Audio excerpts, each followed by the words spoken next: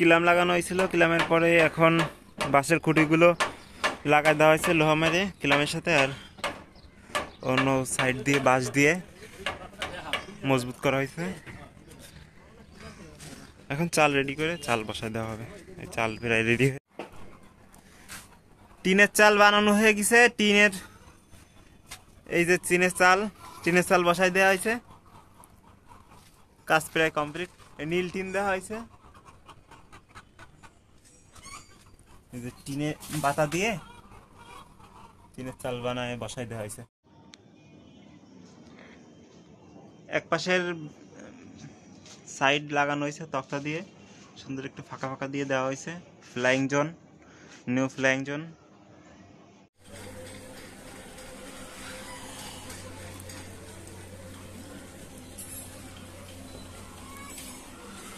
এইখান থেকে দরজা হবে,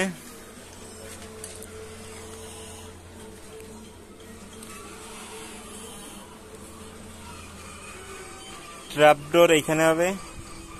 ট্র্যাপডোরটা কিভাবে দিব অনেক সুন্দর করে দেওয়ার চিন্তা ভাবনা আছে, দেওয়া হইলে দেখেন কিভাবে দিচ্ছে।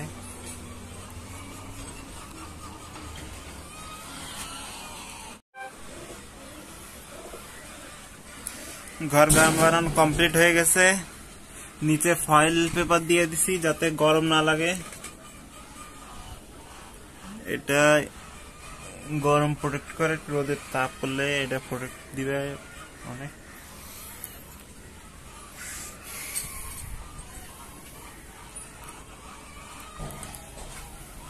ভিতর থেকে দেখাবো, এই যে এখানে ট্র্যাপ ডোর দিছি,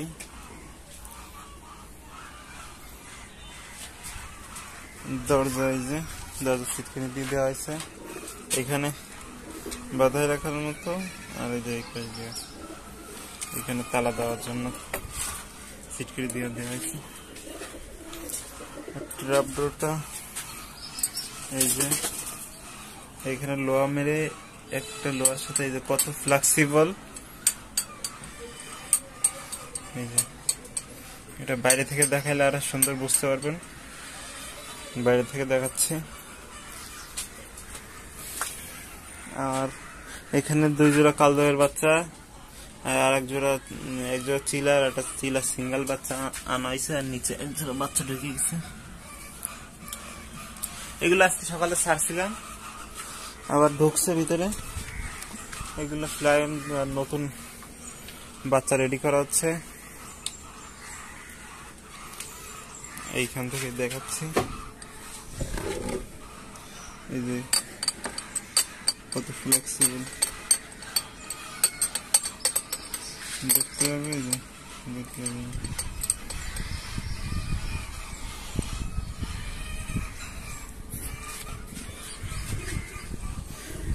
ট্র্যাপডোরটা নিজে বানানো হয়েছে, সেই হিসেবে অনেক ভালো হয়েছে।